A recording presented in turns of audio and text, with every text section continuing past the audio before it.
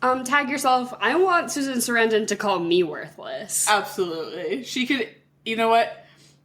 As an animated character, as a human being, as a dragon, doesn't matter to me. Honestly, doesn't matter to me. The way they animated the dragon to still kind of emulate her facial features. Loved.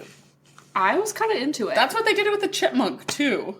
You know what I mean? Like, it kind of transformed to look like, Who voiced it? Oh, I don't know who voiced it. Oh, I thought you meant, like, whoever the voice was. No. But, like, it very much, like... I don't know. They just did a good job.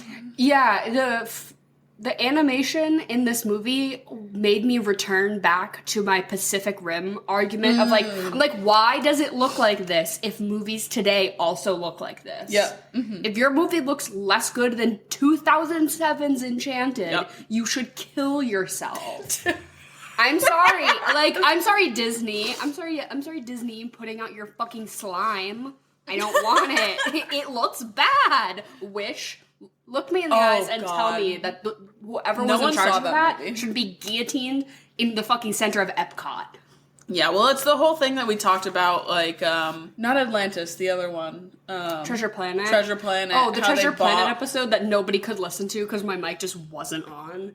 Oh, really? Yeah, the audio was bad. But about how they literally just nuked their animation studio on purpose. Yeah, insane.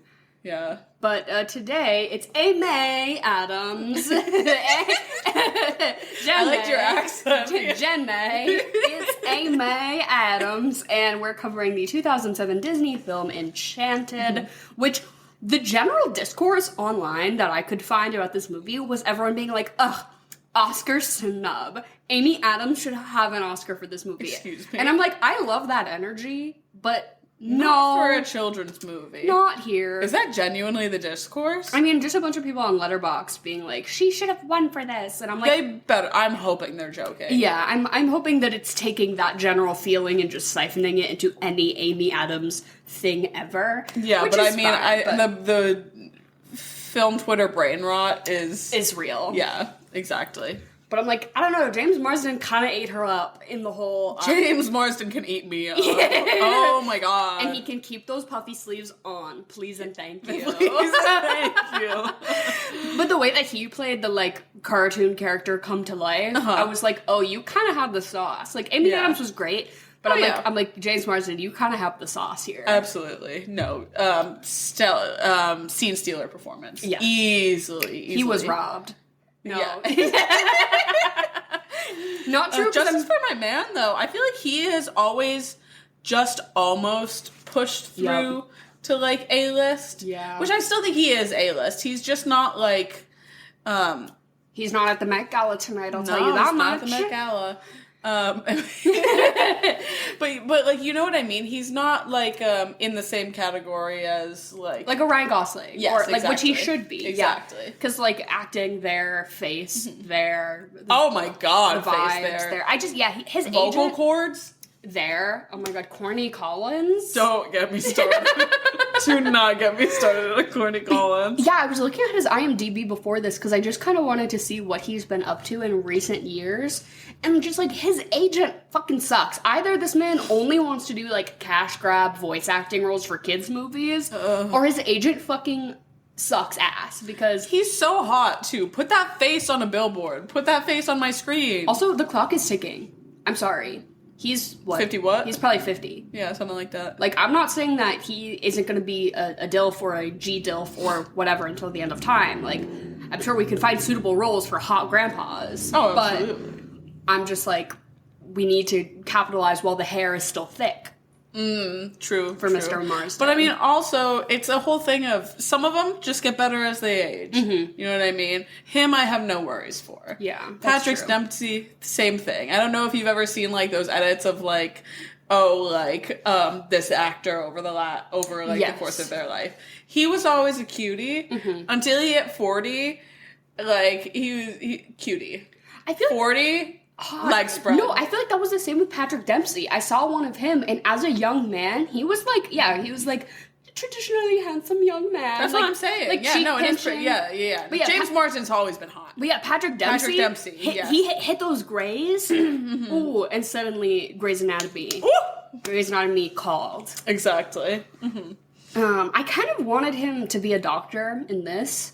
Just because I felt like this movie was so, like, self-referentially trying to do something, that I'm like, casting this man... Was Grey's Anatomy around in 2007? Yes. Yeah, it was for sure. Making him a doctor instead of a lawyer, like, making him a divorce lawyer doesn't really do anything for me. I understand that you're like, oh, it's all about how love in the real world. I don't give a shit. Make him a doctor and make the ending... Okay, pause.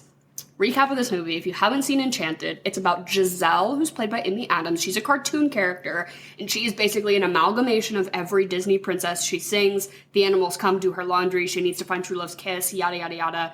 They're doing a thing, right? They're doing a thing where they're like, oh, it's all of the princesses, but she's like the representation, because we're trying to do a thing where we make fun of the traditional fairy tale storytelling structure. And so... she basically wants to marry her prince, but the evil witch wants to interfere with that, pushes her down a well, which spits her out into New York City, and she's bumbling around in her big poofy wedding dress, and she doesn't know what to do in the real world, and then Patrick Dempsey finds her, and is like, I guess you can sleep on my couch with my daughter home, which I'm like, this is not a person you invite into your home, like, by the way. Absolutely not. He's like, oh, daughter, come sleep in my room tonight. And I'm like, no, you need to kick this woman to the curb. You don't invite her into your house. Like, insane behavior. Also, that daughter, I could have sworn on my life that was Debbie from Shameless. Shut up. Oh my god. I had a moment where Definitely I was like... not, but... No, it's totally not. But I was like, I clocked it. I got it. And I was like, let me check my work. I was like, let me check my work and go back and see fully. There's nothing more mortifying than when you do that. Like, obviously, it's just like a little win when you get it. Yeah. But, big loss. Yeah, big loss when you get it wrong and you're so, like, I still got this one. Yeah, was Debbie from Shameless even born in 2007? No, she definitely was, yeah. I don't know why she was just giving me. She was giving me that. She gave such an earnest performance. I loved her in this. She was good. I liked her. She was in it for me the perfect amount of that a child actor should be, which is like just shy of not at all. It's like, about 10 lines. Yeah. Yeah. Exactly. And you're like, girl, you gotta work it. And she did. She ate down. And she didn't piss me off. But so he has a kid, and basically then Amy Adams starts to connect with this kid because she's has the mind of an 8-year-old, basically. So she's like, I'm really connecting with your daughter. He's a divorce lawyer for, reasons for plot. Of course. And he's dating Idina Menzel, has been for 5 years, apparently. And the whole thing is like, he's gonna ask her to marry him soon, but she's never slept at his house. Literally. Have they ever fucked? Definitely not. That's insane. There was no chemistry between those two. Which, perfectly. Which is made, yeah, exactly. Yeah. But then basically... Amy Adams and Patrick Dempsey start slowly sort of falling in love as he shows her how to exist as a human in the world. And she sort of becomes this, like, better mother figure, sort of like, who's going to be the stepmom? Idina Menzel, who has a job, or Amy Adams, who can just sing and have the rats do the work? Like, obviously, a fucking 8-year-old's going to be like, that one, please. Truly stood no chance. But then it basically all boils down to the prince comes through and is going to save her. They go to this big ball at the end, and it all sort of comes to a head where the evil queen, Susan Sarandon's so hot. Not enough titty, though, but it was a children's movie, so I'll give it a pass. Oh my god. All I want to do is see Susan Sarandon's tits. Like, I'm sorry. I gasped when she was on screen. But also, yeah, the way they made all the animations look like the people, I did fuck with that. Yeah. But basically, she knocks Amy Adams the fuck out and is like, you need true love's kiss by midnight. James Marsden goes in for the unconscious smooch. Nothing. And then Idina Menzel's like, oh, I roll Patrick Dempsey. Just kiss her. You can do it. And he does it. And then she comes back to life. But then they have to fight Susan Sarandon, who's a dragon now. And they do that. And then Idina Menzel realizes that James Marsden is actually the man she's been looking for this whole time. They jump back down the portal and become cartoon characters. Amy Adams and Patrick Dempsey live happily ever after in the real world. That's Enchanted. But what did I put a pause on? Oh, that I wanted him to be a doctor. Because I feel like the whole lesson, quote-unquote lesson of this movie is like, fairy tale love isn't real. Real love in real life is hard. And you gotta put in the work. And you gotta go on dates. Sure. And you gotta buy her flowers. Indeed you do. And and it's tough or whatever. If that's even the message. I don't know, but they seemed to kind of be hammering that. Yeah, home, a little bit. He treated Amy Adams the way he never treated Idina Menzel, and that's why it worked out. Whatever. But I'm like, if the whole thing is that, like, magic is fake, fairy tales are stupid, then have him be a doctor. And when she needs true love's kiss from fucking James Marsden, it doesn't work. Patrick Dempsey steps in his lab coat and says, no, she needs an IV, stat. No, she needs to get to a fucking hospital. And then they suck the poison out of her system, and they're like, yeah, magic, schmagic. We have medicine. We have modern medicine here in New York City. Yeah, I truly, figuring out what the message of this movie for children is, a little beyond me on this one. Muddy. I'm not sure what they were going for. Muddy. It was really like, again, there's just a handful of movies that someone rips a line of coke and they're like, oh, we're going to do a children's movie. Well, I also... What if it was half animated? And then Amy Adams is in a big dress. It's going to weigh 50 pounds. It's going to be awesome.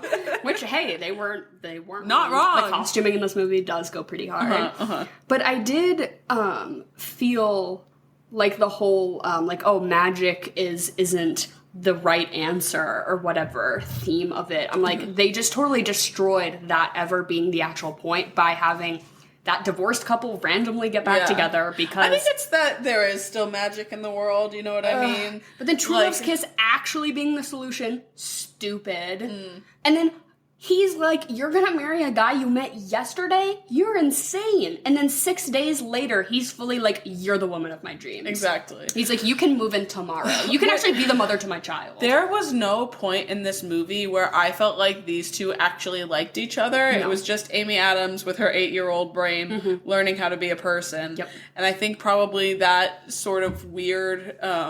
thing that a man does where he wants to teach a woman. Yes. Well, and all it's very... none of that is love. It's Born Sexy Yesterday. It's like the name, as it's commonly referred to in like media criticism, like the trope it's usually a science fiction thing because it's usually like she's a hot alien who doesn't know anything, but then a man has to teach her, and she's so good at fighting. She's so good at fighting that we have to keep her around, and her tits are huge, and you are gonna have to fuck her to teach her about sex at some point, because that's just the right thing to do. Of course. And that's like usually the Star Trek-y Born Sexy Yesterday thing, but it is here, and the thing that fucking got it for me is the whole, I'm in the shower, oh, and I'm naked, and the birds are holding the towel, and oh, I don't even understand that being naked in front of people is wrong, because I was raised in a cave.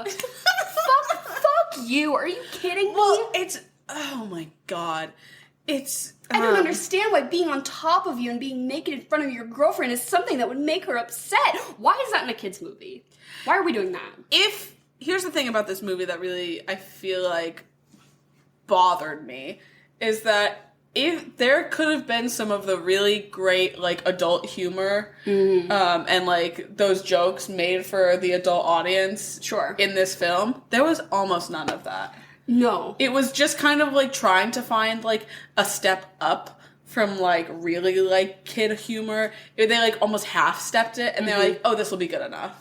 And there was no, like, innuendos, there is no, like, nothing that's gonna go over a kid's head, really. They'll even understand, like, the shower situation and all that. Yeah, because even children know. Yeah, exactly. About nudity. So it's just, it treats you like you're an idiot because you are an idiot because you're watching a kid's movie. Yes. But I think you can write a kid's movie that is for everyone. Exactly. Quote-unquote family movies can be for everyone. They exist. Look at the Iron Giant. That's great at any age. I'm sorry. But I think that point sort of, puts into perspective what I thought that they were aiming for but failing to do, which is doing like a Shrek. Right? Yes. Where 2002, Shrek comes out, fully a slap in the face to Disney.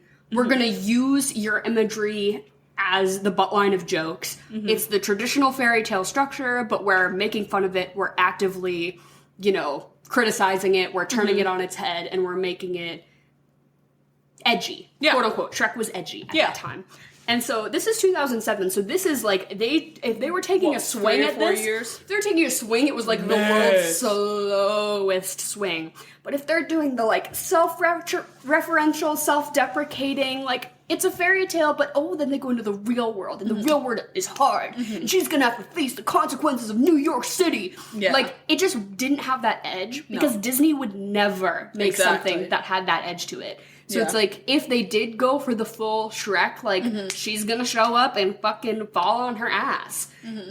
That could have worked, I think, but they were too late. Yeah. And they are the structure that those kinds of medias are criticizing. Exactly. So if you're like, we're doing a self-criticism, like, no, you're not. Because you're still profiting off of this, and at the end of the day, Disney is gonna do what is best for Disney's bottom line. Exactly.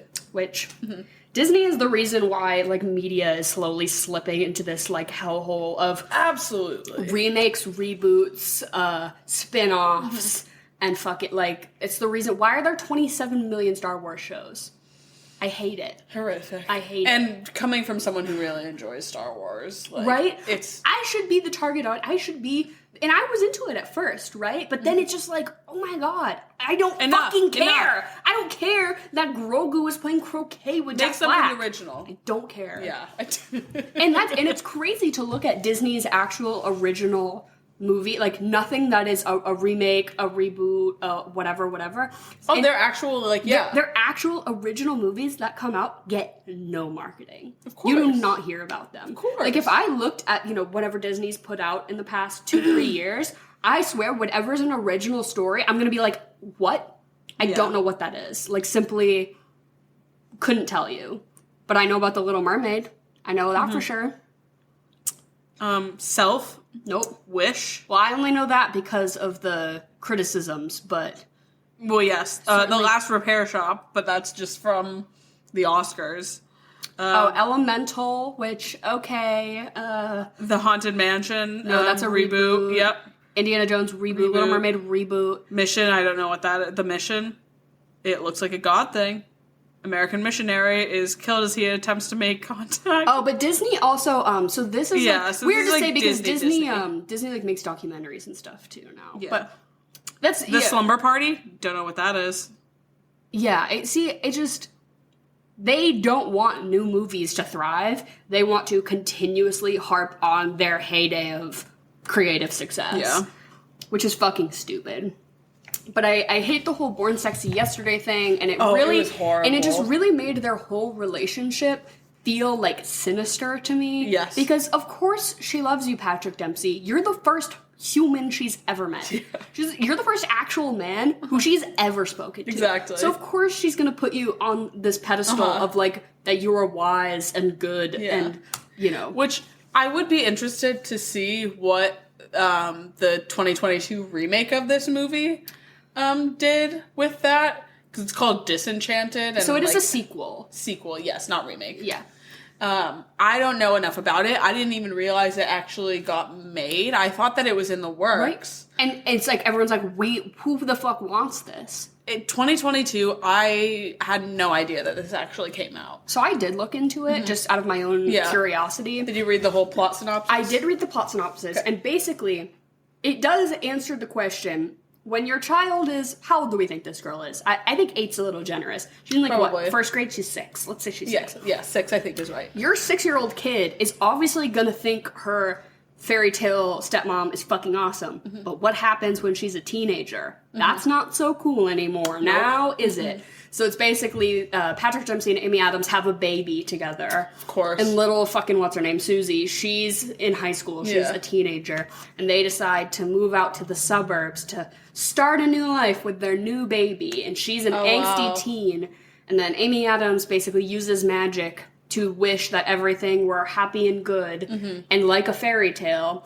Maya Rudolph is the villain for some reason. Of course. Which I kind of rock with, but like, okay, get your bag, girl. Exactly. Get that check. I'll never be mad at her. But basically, the real world becomes very highly stylized and fairy tale-like, but because she's a stepmom, Amy Adams becomes the embodiment of an evil stepmother. Ooh, And then she's like, oh no, I have to reverse this. She's like, I didn't realize that I was the evil stepmother. And that's basically the movie. And then they undo the magic and yada, yada, yada, who cares? Along with you talking about how James Marsden's agent hates him, Patrick Dempsey's agent hates him too. Or maybe he's just too busy doing, like, NASCAR racing, because I guess that's something that he does. I guess. But, I mean, the only notable things that he's done, Grey's Anatomy, this, Sure. Valentine's Day, and then the sequel to this movie. Yeah, I'm pretty sure he, like, owns an island off the coast of Maine. Of course. He, like, owns the whole fucking island. That doesn't shock me. When I lived up in Maine, everyone's like, oh, Patrick Dempsey's island. And I'm like, what the fuck? What do you mean, Patrick Dempsey? So I guess he's, like, a really outdoor... Because he's from Maine originally, I guess. That doesn't shock me. But he also, like, has an island that he owns or something, so... I've just seen him online lately promoting his wife's beauty... jewelry business. her beauty business. And someone's just it's like... I don't know what she said to him, but he cheated once and then never looked back.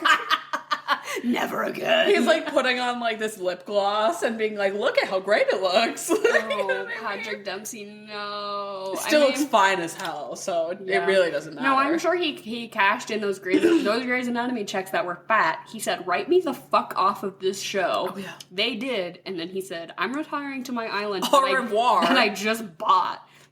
He did also do Bridget Jones's Baby.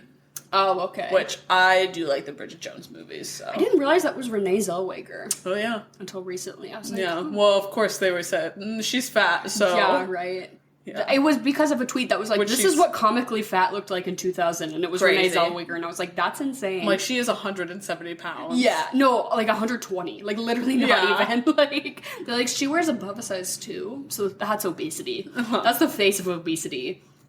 Demi Lovato. And then I drop dead. Yeah. Then my Wii Fit tells me I'm obese and I kill myself. I will say, though, the funniest part of this movie for me, while not a lot of it, was when the chipmunk was crucified. Yes. Yes, the chipmunk was supposed to be like the comic relief. Which it's really not. And for kids, I think it is. Yeah. But it got to the point where I was like, what even is the fucking point of this little side, like the oafish man who wants to give her the poison apple and then the chipmunk trying to stop it? I'm like, at this point, I'm just annoyed. Yeah, no. I was just about to start singing, like, I've been dreaming of, who is it, Jen? But then as soon as that little red button came on, I was like, I can't do it. I got stage fright. I can't do it. I can't be singing on the podcast. But who is here? But my mother, Jen. Her microphone wasn't working, so she drove to my house. We love her commitment to this show. Yes. Well, I missed last week, and I was like, I cannot miss 2 in a row, 3 in a row. I'll give you a backup mic so you can see what the deal is. Yeah. But she's here in the flesh to do Chocolate or Vanilla, her interim podcast segment. She says 2 things. We all say which one we like better. Jen, how are you? And B, is there a theme? I am good, and there is a little bit of a theme. Remember how last time I was like super into just like random music? Mm-hmm. So me and Gary went to the Finger Lakes, which is like Riesling wine country kind of thing. Love. And there was live entertainment, and it was this retired music teacher who was telling awesome stories and singing great songs. And he has this whole list of songs that you can pick from that he will sing. Oh, okay, cute. So, and there's so many. So I was like, I'm going to pick a bunch and see which ones you guys like better. Okay, and what's his name? Ken. Ken Campbell. Yeah. Nice. Kenny Acoustic. Kenny Acoustic. I'll put www.kennyacoustic.net down in the description below if you would like to go support Ken Campbell, retired music teacher. Thank you for being the unofficial supporter of this week's Chocolate or Vanilla. Shouts out Ken. All right, so chocolate or vanilla? Chocolate. Vanilla. All right, chocolate. New York State of Mind, Billy Joel, or Mona Lisa's and Mad Hatter's Elton John? That's a lot of confidence coming from Ken. That he's like, I can do... New York State of Mind is not easy. No. Maybe just because I think of Rachel Berry. Because when I do it in my car, I do the Rachel Berry version. I do the Glee version, which is, of course, a little more dialed up. Yeah. But I love the confidence, and I will always pick some Billy Joel. I do love Elton John as well, but I'm kind of a Billy Joel girly. Yeah, I think I'm going to have to go Billy Joel on this one as well. Okay, I think that'll be Billy Joel for the sweep then. That song is kind of iconic. Yeah. Yeah. Like, if you were like Benny and the Jets, like maybe I would reconsider. Yeah. But Next one is Mexico by James Taylor or Moondance by Van Morrison. ooh, I'll go Moondance by Van Morrison, but I have a fun anecdote that one of my coworkers used to run a bakery, and she makes James Taylor's birthday cake for him every year. Because she, like, from her bakery, from her, like, home bakery or whatever, like, happened to sell a cake to his wife one year, and he liked it so much that he was like, for the rest of my living days, I need this cake at my birthday every year. So she, like, gets invited to his parties and shit, and like shows up with the cake. And she told me she's met John Travolta, she's met like a crazy amount of like famous people at these James Taylor birthday parties because she just gets to like stick around. And I asked her some kind of invasive question, and I was like, oh, was John Travolta really weird? And she was like, no, he was really nice. And then I was like, oh. And I was like, I don't want to, like, talk shit and be like, he's a Scientologist who killed his son. I need the tea. But I was like, you seem really normal, Andrea, so you probably won't, like, you probably weren't thinking about that when you met him. Yeah. But anyways. Yeah, I'm going to go Van Morrison on this one as well. Yeah, me too. I'm going to go Van Morrison. I love that song, and I think it is awesome when it's covered. Yeah, it's a good cover song. And then, what was I going to say about GT? Oh, we were talking about going to Tanglewood this year. Love, I would love to see James Taylor at Tanglewood. Have you ever? You probably have. Him at Tanglewood? No, but I've been at Tanglewood. James Taylor at Tanglewood is basically like Bruno Mars at whatever Vegas residency he currently has. Like, he's there. Yeah. He's cranking out shows. Yeah, I think he's there every, like, July 4th. That's his thing. Cool. Yeah. Next one is My Girl by The Temptations or Ricky Don't Lose That Number, Steely Dan. I love Steely Dan. Henry loves Steely Dan, right? Yep. That's a good cultural touch point if you want to really get in the good graces of like any like white yacht rocky 50-year-old man, but be like, I'm into Steely Dan, they will respect you. Unfortunately, I don't know this song specifically. I do love Steely Dan, but they're not someone that is really on my playlists or anything. But if I'm in the car with my dad, we're probably listening to it. Yeah, for sure. But I will go My Girl, just because I'm more of a Motown guy. Yeah, me too. Motown for sure. We used to use My Girl is 60 beats per second. So nice. when you're doing balance exercises, it's like a good starting point to make people like do their exercises to that beat. Nice. But I love that song. It's great. Next one, Sister Golden Hair or Soul Sister by Train. Soul Sister by Train was just on the radio too much, and I fucking love Sister Golden Hair by, who sings that? America? America. Oh, I fucking love that song. I don't know that song. That's a song, like, as soon as the weather breaks 70 degrees, all the windows in the Subaru are down, and I'm putting on America. Yeah. I can't say that You're I know gonna that know it song. if you've heard it. We cannot sing it. That won't help. I have I'll stage pick it. fright. I'll pick it then. I trust you guys. I'm no It's Ken definitely- Campbell. I can't be singing on command. Yeah, it's definitely better than Soul Sister. Also me, Sister Golden Hair. Next one is Sunshine on My Shoulder by John Denver. Oof. Or Sweet Caroline by Neil Diamond. I'll pick John Denver for the culture. Yeah, I'll John pick Denver makes me cry. Yeah, I listened to a good amount of John Denver growing up. Yeah. So. I will say John Denver also. I think we're sweeping on all these. We're was gonna picking the say, same I think ones. so. Yeah. Next one is Take It Easy by the Eagles Ooh. or Up on the Roof by James Taylor.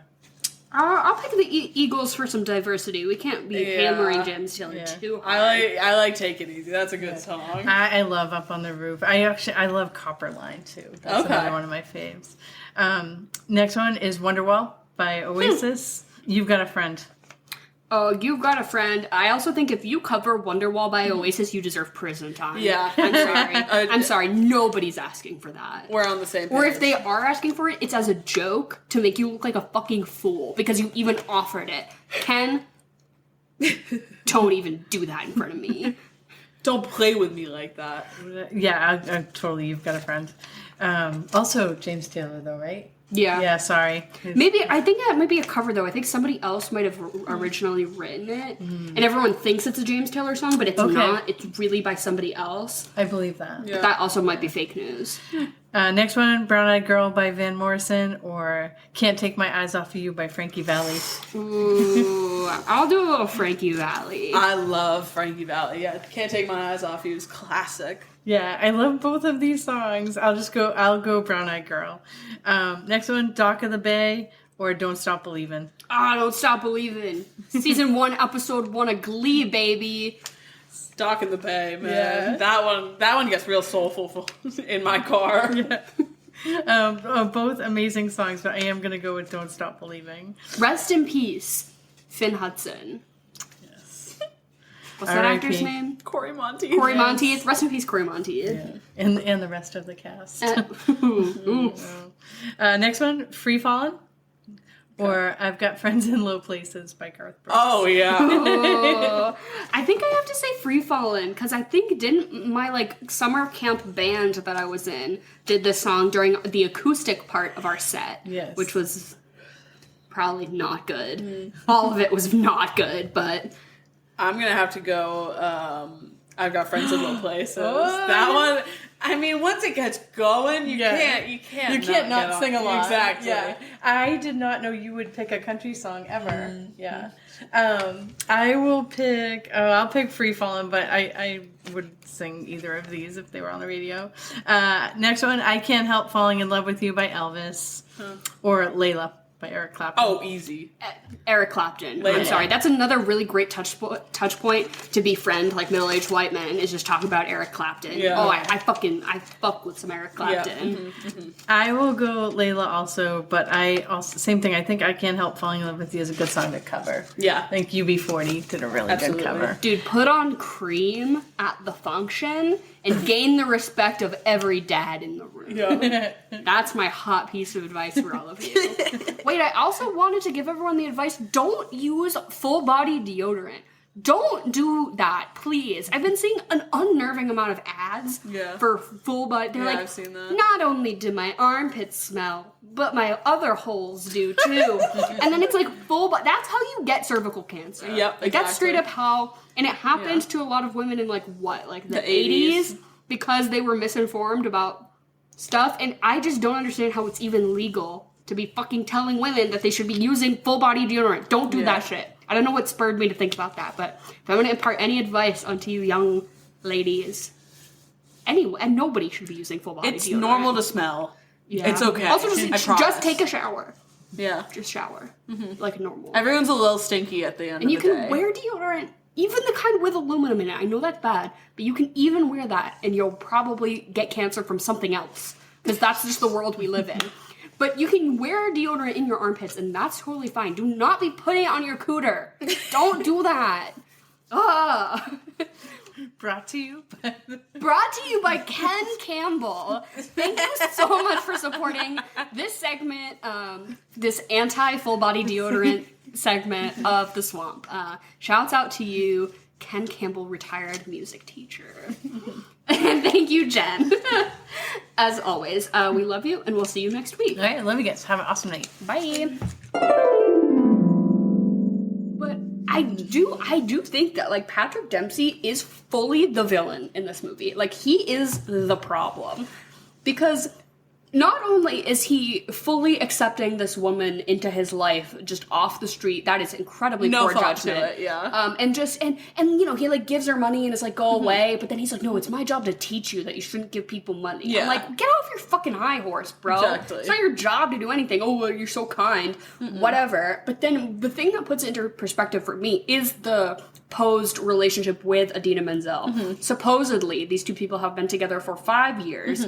He wants to set boundaries, so he doesn't want her in his house ever. I think sleeping over. Yeah, I guess because maybe you don't want your daughter to get the wrong idea. But then he's you guys need to bond, and I'm yeah, because you literally don't let her inside. Exactly. So how are they gonna bond? Yeah. How are they gonna bond? Yeah.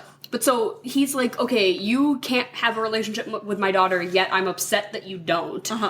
And so, of course, the daughter's gonna kind of feel kind of sus about it. Yeah. Like, I did not... Who's this lady boning my dad? Right, that he's like, I'm gonna marry her tomorrow. Like, okay. And she's like, I've literally never met this woman. And then the thing that I just was like not understanding is that then we finally learn a shard of information about her, right? She's at her job, and Giselle, Amy Adams, sends flowers on behalf, and she's like, I love this. This is great. You've never done something like this. Oh, we're gonna go to the ball? Yes, I would love that. This woman has the capacity for whimsy. This woman has a zest for life. Exactly. Which, Idina Menzel, of course, you're gonna have her kind of like stony and reserved and all that. Which I'm like, I love that they played that little like trick on you. That she's not gonna be the bad stepmom or like the evil lady. Girlie wants to be treated like a princess, and don't we all? Right, but don't we all? Not even princess, like bottom line. Like, she wants to come into the kitchen. Well, she would just like to have a relationship with someone who likes her. Yeah, right? No, like, literally. And that is the point where I was like, oh, this man is vile and sinister. He just wants to have a woman. That's all it is. Well, he wants to have a woman. He wants to have an 8-year-old who he can teach the ways of the world to. He doesn't want her to speak. Yeah. Unless spoken to. Ew, he rubbed me the wrong way so hard. And I'm like, if I was her, I also would leave him for the first himbo that comes my way.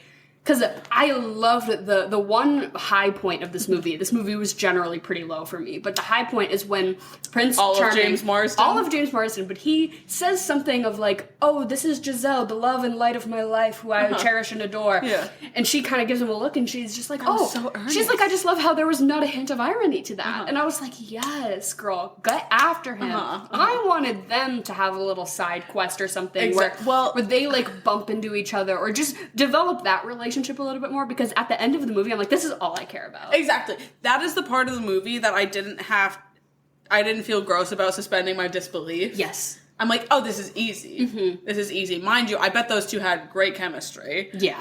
Easy. Yeah. Patrick Dempsey and Amy Adams, nothing there for me to root for. No. It feels gross. Yeah. And again, I had never seen this movie as a kid, so it doesn't hold any sort of nostalgic spot in my heart. But yeah, I would have preferred to watch James Marsden sweep her off her feet. And I think they could have made the relationship between Amy Adams and Patrick Dempsey a little more believable if her, like, worldview was more of that of, like, somebody from a different country rather than somebody who was raised in the fucking woods. Yeah. Because... literally an alien. Because, you know, she's like, oh, I don't understand any social norms or how anything works, and I'm just a little baby, you want to help me. Whereas I think it would have been far more interesting if, A, he wasn't her only sort of quote-unquote teacher contact, or, like, catalyst, if the movie was her learning about the real world through several trials, tribulations, experiences. Let me see her get screamed at on a New York City street. Right? Yeah, I don't know. Let me see her get on the wrong subway and take it... like to Hoboken. Yeah, exactly. Bring her to Buddy's Cafe in Hoboken. That's where she really belonged, honestly. I can dick her to cake like a motherfucker. Oh, no problem. But I just wanted... Buddy's out of business. Her cake shop is taking over. She's not using fondant. Oh, no. Real frosting. No, sir. She's like dyeing the frosting with edible flowers. All of that kind of thing, yeah. But then, like, the fucking Food and Drug Administration shuts that shit down because they find out that their rats are the only employees.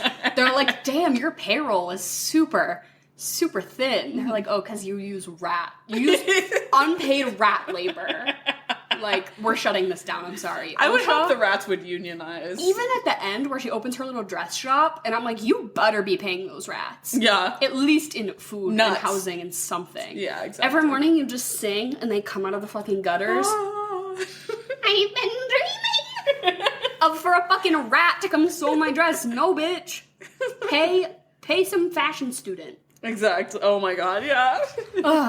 But I felt like if she maybe was less like a baby, like born yesterday, and was more just like, oh, things are different where I'm from. I've got to kind of get on my feet, and not like, I'm naked and I don't understand a thing. Like, I hate it. I was like, well, it's just because, especially because like James Marsden and the sort of quirky other like henchmen did not also have that quality about them. They were able to jump into the real world. He was employed as a pizza chef. Exactly. Within days. They jumped into the real world and were able to like handle it with a bit more grace and without being like that much of a fucking airhead. Mind you, James Marsden is made to be like an airhead throughout the entire thing, and he could hit it from the rooftops. I love a himbo. Oh. But I mean, still, he was able to like... He wasn't undressing himself. It's just more than that, I think. Yeah. It was just a shame, I guess. Yeah. And especially considering that this is a kid's movie, and that's the content that you're putting in front of little girls. Right. Being like, look, you have to be stupid to get a man. That's the kind of woman men want, is that you're gonna sing, the rats are gonna do the housework, and you're gonna... I don't know where I am. Oh, you need to teach me. Oh, you need to teach me how to act. I hate it. And it's just such a shame because Amy Adams is such a great actress. No, and she killed it too. Absolutely killed it. The one thing I did really enjoy about this movie is seeing how far her and James Marsden got to just lean into this. Because at the end of the day, this is the ultimate role to play make-believe and go back to your childhood and probably ham it up. And probably this is one of the things that like really... not inspired, but like you're young and playing make-believe, and that kind of makes you realize that you want to be an actor. You know what I mean? Step into other people's shoes. This is day one. Yeah. This is the blueprint. Yeah. That must have been so much fun for them both to play. And it was just it was a joy to watch both of them. But James Marsden, for me, especially when he was running through the apartment building, like in search of her and all that shit, like just really put a smile on my face, at least in that way, because I'm like, I know these bitches were just having a blast on set. And I would say both of their performances, like, almost saved this movie for exactly me. Like, really, I was like, this was like a hair shy of tipping over into the, like, I enjoyed it because of their performances, but it really was just the rest of it that kind of left a bad taste Susan in my Sarandon didn't push it over the edge for you? I mean, I wish she was in it more. I know. And I wish her character was more compelling other than just, like, I want to fuck my stepson. That's so weird. Or, like, I mean... I don't think that's... I'm not sure if we watched the same movie. No, it wasn't that. It was that he was gonna, like, become the king if he got married and that she wants to protect the throne or whatever. She just wants to be queen, But, overprotective stepmommy as a character is, like, a little... Well, and I also wish, like... Here's the thing, too, is because it is basically turned on its head at the end because Patrick Dempsey is the one that's snagged by Miss Sarandon in dragon form, and Giselle has to go and rescue him. Yep. She does nothing of the sort. She chases them. She holds a sword. She chases them with a sword up a building, right? Meanwhile, Susan Sarandon taunting her the entire time. Me, wet. Susan Sarandon is a dragon. Me, reconsidering everything I've ever known.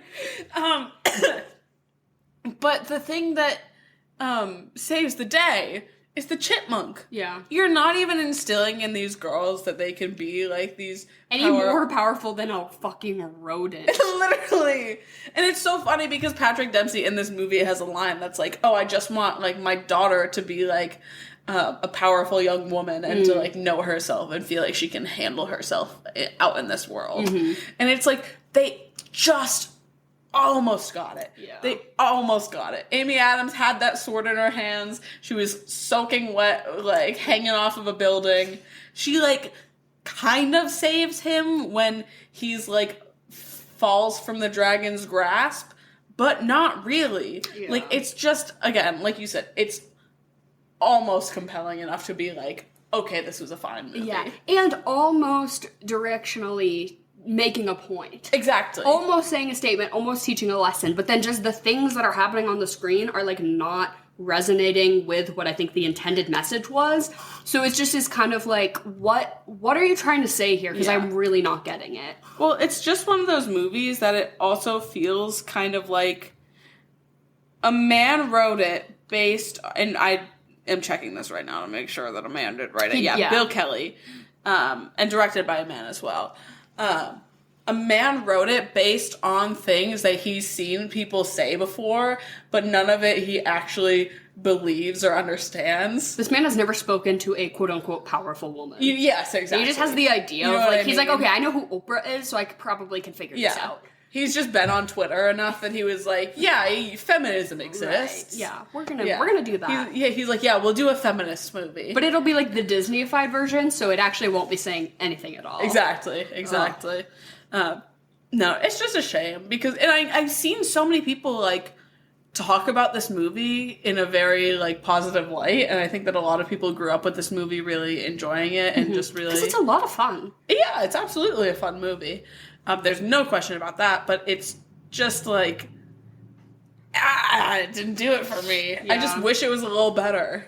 The one thing that I wish that they had leaned more into the, like, we're doing every fairy tale trope, right? Like, we're trying to hit as many poison boxes. apple. Like, do the dead mom. Why did the wife leave them? I hated that detail. Where he was like, oh, that's why I have trust issues. It's the realistic. It's why I don't trust women. It's because she left. And I'm like, okay. I also was... Okay, incel. I was really trying to find statistics on the percentage of women who straight up leave their families, like no contact leave their families, which of course everyone, you know, different people do different things for different reasons, whether that be, you know, good and justified or not. I'm not here to say like women who leave their families are like inherently bad because everyone goes through their own shit or whatever. But I was like, truly a mother who steps away from her baby and husband, boyfriend, whatever, and then goes no contact fully for the rest of their lives. Yeah. I'm like, what is this the percentage of women who do that? Especially, I mean, of course we know compared to men, it's nothing. But I was like, how often does that actually even happen? Because I'm pretty sure you're like not allowed to do that. I'm pretty sure like he could take her ass to court. Oh yeah. Unless she's like paying child support or something, which doesn't really seem. I mean, not that I care, but I for real was like, why choose that as the detail? Say she's a dead mom. Say, oh, she died when she was a baby and she never knew her. Done. Now you're checking the fairy tale trope box off. Dead mom. Yep, there you go. And it just makes more sense to me of, you know, maybe he's a little rusty. Maybe he's still hung up on the dead wife a little bit. Exactly. Whatever, rather than being like, I don't trust women because my life left me. Yeah. Left me to be a single dad with this baby. With this 6-year-old. Which seems like he's handling it fine enough. Yeah. You know, but...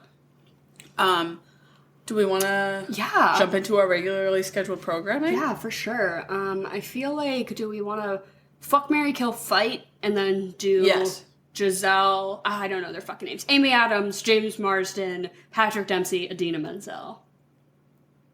Do we want to throw Idina Menzel in there, or do we want to... Susan Sarandon, I feel like isn't in it that much. Yeah, fuck, marry, kill, fight. Also, we know what we're both going to say about Susan Sarandon. Yeah. Come on, we all know. I'm going to kill Giselle. Yeah, put, like, with a rock. In time... in Central Park, like, I'm one of the cyclists. I'm one of the cyclists that slams into Patrick Dempsey, or into fucking James Marsden. I slam into him because I'm on my way with a brick in a sock to beat this bitch to death. If she's, you know what? If she went back to her fairy tale land, fine. I'd let her live. Yeah. But if she's gonna be here in New York, dead. No. Dead. Fighting Patrick Dempsey, obviously. I want to beat his ass. Yep. Hopefully teach him a lesson about powerful women. Yeah. Fuck Idina Menzel, and then I'm marrying James Marsden. Yeah, that's pretty correct, actually, across the board. I don't think I can argue with any of that. And he has enough of a mushy brain that I can mold him into what I want to. Yeah. What Patrick Dempsey is doing to Amy Adams, that's wrong. But when I do it to a man, it's okay. Because I'm helping him.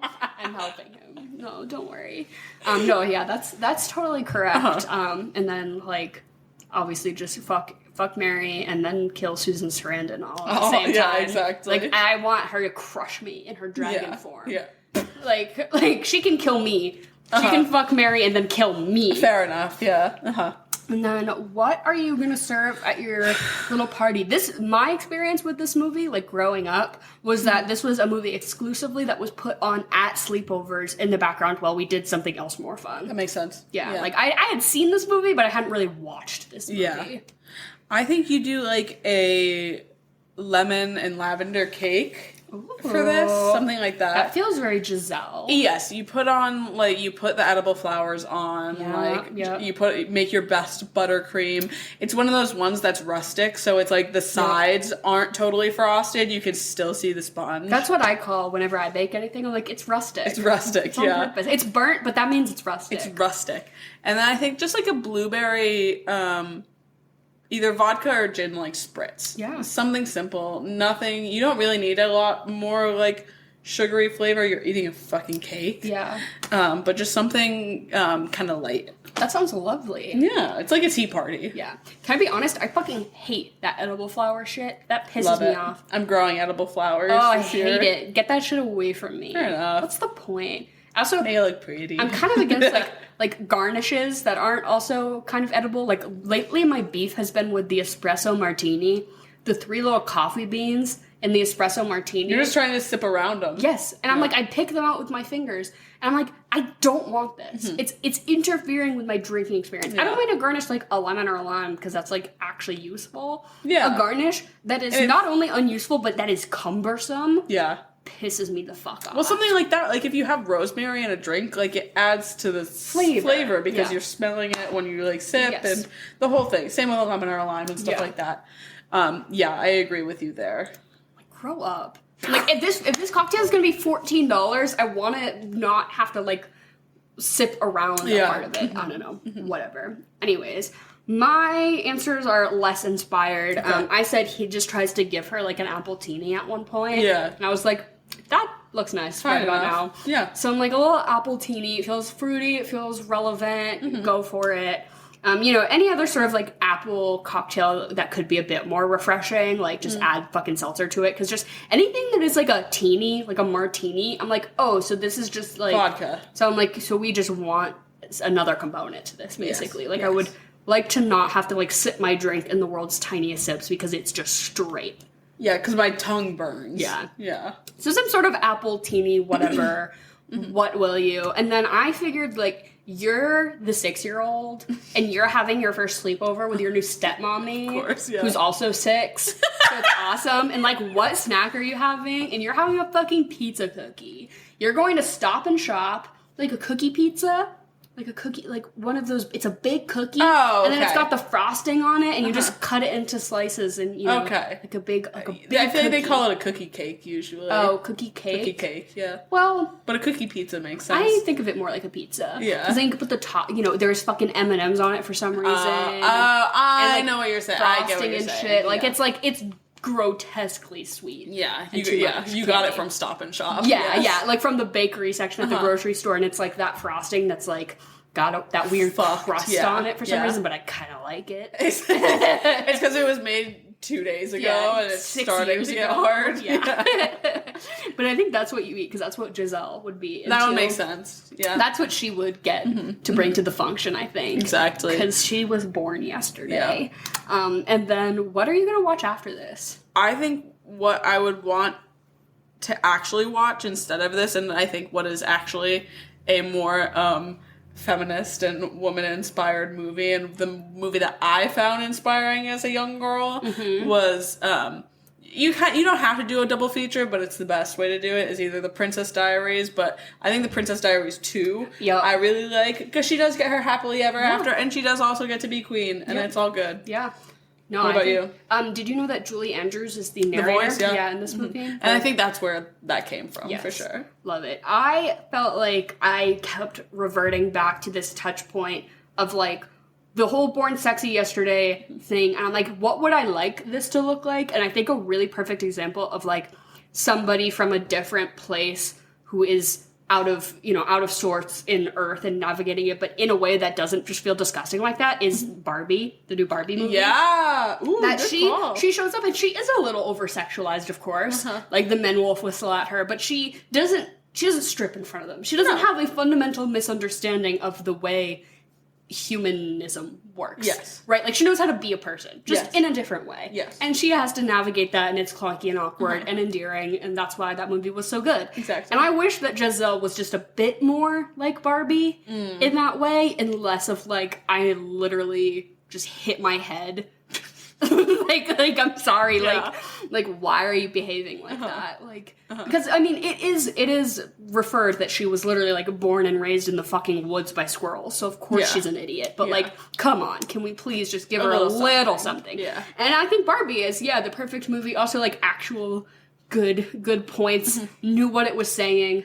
Very direct. Yeah, that is a movie that I would want to show my child, to give them a good sense about, the world, and not so much Enchanted.